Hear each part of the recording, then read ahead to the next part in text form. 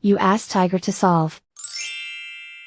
This deals with linear equations with one unknown. The final result is x equals 21.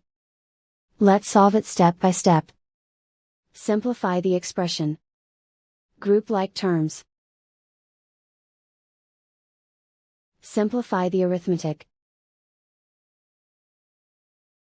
Group all constants on the right side of the equation.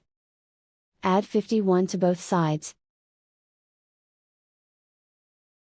Simplify the arithmetic.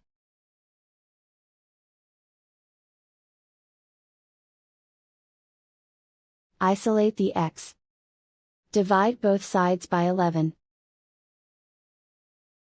Simplify the fraction.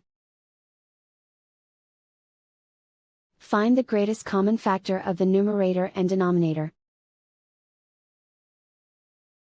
Factor out and cancel the greatest common factor.